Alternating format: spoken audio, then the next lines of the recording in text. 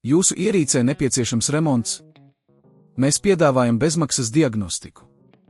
Mēs paņemam un piegādājam tieši pie jūsu durvīm bez zvaniem vai braukšanas. Pirms remonta nosūtām piedāvājumu un turpinām tikai ar jūsu apstiprinājumu. Vienkārši pārskatāmi un profesionāli. Saite aprakstā. Lai nomainītu MS16 ar 3 akumulātoru, nepieciešams sekot daudziem soļiem, kas nodrošinās drošu un efektīvu procesu. Šajā pamācībā mēs apskatīsim, kā to izdarīt pa solim. Pirmais solis ir sagatavot nepieciešamos instrumentus. Jums būs nepieciešams skrūvgriezis, jaudīgs akumulātora testeris, jauns akumulators un vēlams antistatiskais aproce, lai novērstu statiskās elektrības izraisītas problēmas. Pirms sākat, ieteicams veikt bezmaksas diagnostiku, lai noteiktu, vai akumulators tiešām ir jāmaina. Dažreiz problēma var būt citā komponentā, piemēram, lādētājā vai iekšējās elektronikas bojājumos. Lai veiktu šo diagnostiku, varat apmeklēt tuvāko servisa centru vai izmantot tiešsaistes rīkus. Kad esat pārliecināts, ka akumulators ir jānomaina, ir pienācis laiks sākt. Pirmkārt, izslēdziet datoru un atvienojiet to no strāvas avota. Pārliecinieties, ka dators ir pilnībā izslēgts un ka jūs esat noņemti visi perifērijas ierīces, piemēram, pele un tastatūra.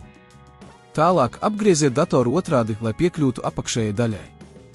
Meklējiet skrūves, kas tur akumulātoru vāku.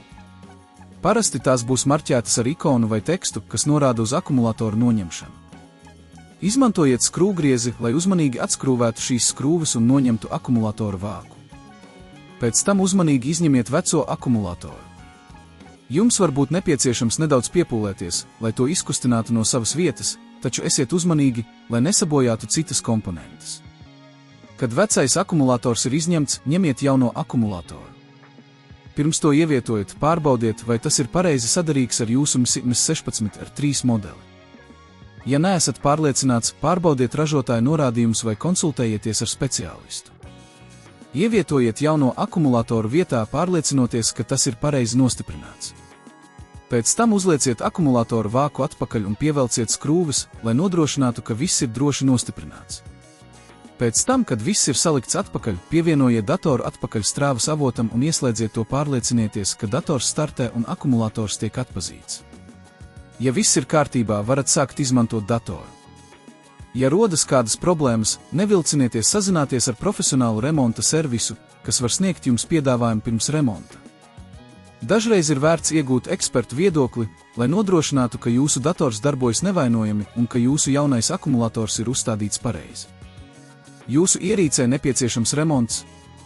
Mēs piedāvājam bezmaksas diagnostiku. Mēs paņemam un piegādājam tieši pie jūsu durvīm bez zvaniem vai braukšanas.